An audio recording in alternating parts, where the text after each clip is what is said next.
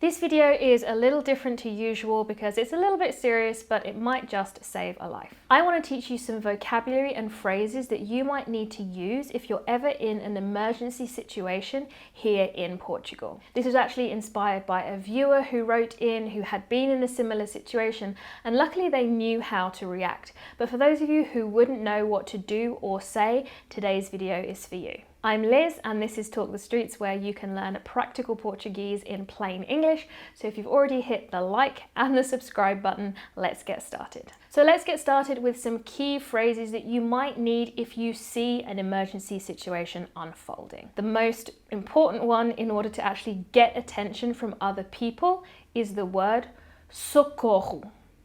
It's hard to pronounce because we have that double R in there.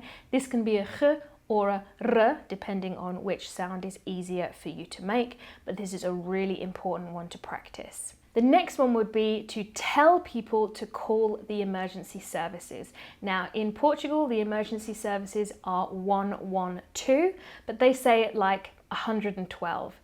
112.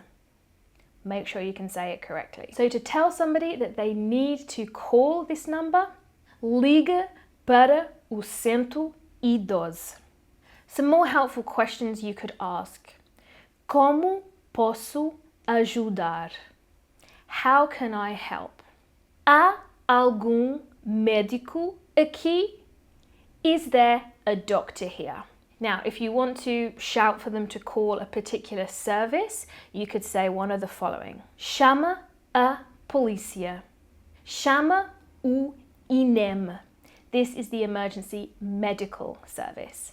Chama o segurança, if the place where you are has its own security. Now, when you call 112, you will be directed to one of the following services, so it's important you need to know how to say these so you know what they are. So the services here in Portugal are os bombeiros, so these are firefighters.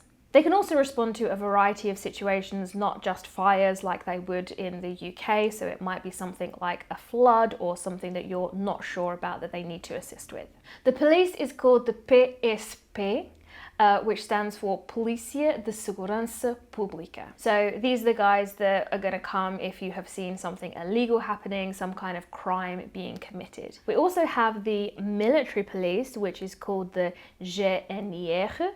They're often going to respond to situations that happen outside of urban areas, for example. Then for the emergency medical services, you have o INEM, which stands for Instituto Nacional de Emergência Médica. So anything with somebody being ill or having collapsed, these are the people who are going to help. So when you ring 112, you're going to need to say that something has happened. Now for this we use the verb haver. So if it's something that has already happened, we would say houve, okay, difficult to pronounce, houve, and then followed by whatever it is. So for example, houve acidente. There has been an accident. If it's something that is still happening, we will say in the present tense, há. So for example, há incêndio no hotel X. There is a fire at this hotel. So here are a few ideas of some things that you might need to report. Uma colisão, atropelamento, roubo, uma agressão, incêndio.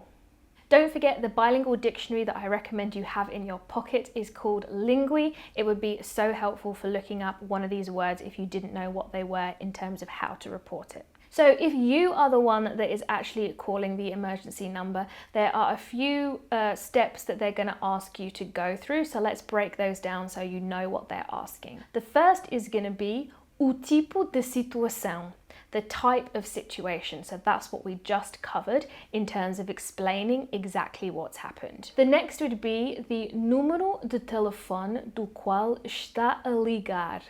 So this is the telephone number that you are calling from, okay? So giving your own telephone number. So if you need help with this, I do have a numbers video over here that is going to help you out. So I really recommend you memorize your own phone number. The next would be your localização exata. So this is your exact location, and wherever possible, you want to include Pontos de referência, reference points. So are you near a particular shop or something that these guys are going to recognize to make it easier to find you? Again, I do have a video on giving directions here as well, so this would be really, really helpful.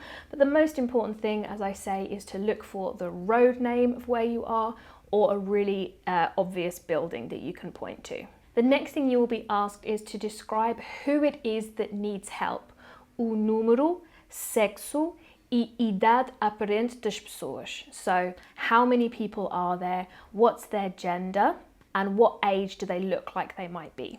So if you're not sure, you're going to have to guess. So for example, you could say that somebody is por volta de 30 anos. Finally, they're going to ask you for the queixas principais. What are the main complaints or problems of these people who need help? So you might have to say something like, não sei o que aconteceu. I don't know what happened. Or if somebody is just generally not feeling well, não se está a sentir bem.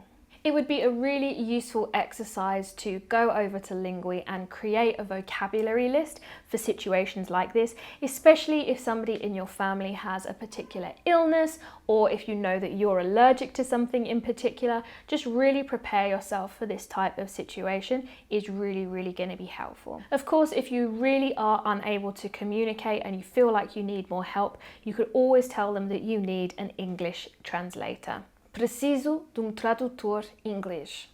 So I hope that this video helped today. Make sure you send it to your friends and family, anyone that you think would find this useful, and you may just help somebody out. I'll be back next week with another quickfire lesson, probably on a happier topic. So I look forward to seeing you then. Ciao for now.